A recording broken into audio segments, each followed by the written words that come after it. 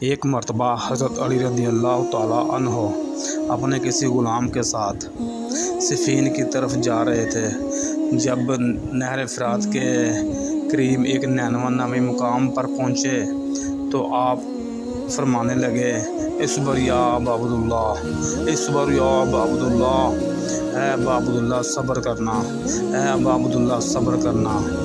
ابا عبداللہ حضرت امام حسین کی کنیت تھی۔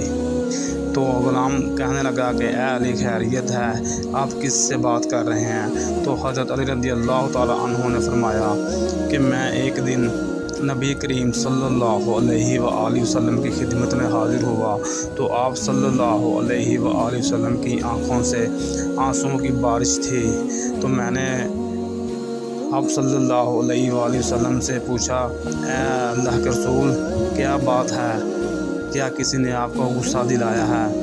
آپ نے فرمایا، نہیں ایسی کوئی بات نہیں، بلکہ اصل بات یہ ہے کہ ابھی میرے پاس سے جبریل علیہ السلام اٹھ کر گئے ہیں اور جبریل علیہ السلام نے مجھ سے فرمایا کہ آپ کے نواسے آپ کے بیٹے امام حسین علیہ السلام کو فرات کے کنارے شہید کر دیا جائے گا۔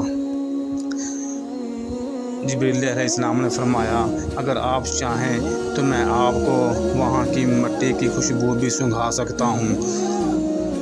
تو نبی کریم صلی اللہ علیہ وآلہ وسلم نے اس بات میں جواب دیا تو جبریل علیہ السلام نے اپنا ہاتھ بڑھا کر وہاں کی مٹی کی ایک مٹھی آپ کو دے دی۔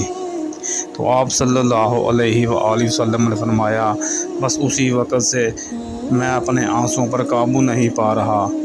آپ صلی اللہ علیہ وآلہ وسلم کو اپنی زندگی میں ہی حسین علیہ السلام کا غم تھا۔ آپ نے اپنی زندگی میں ہی غم حسین منایا تھا۔ السلام یا ابا عبداللہ یا حسین، السلام یا حسین۔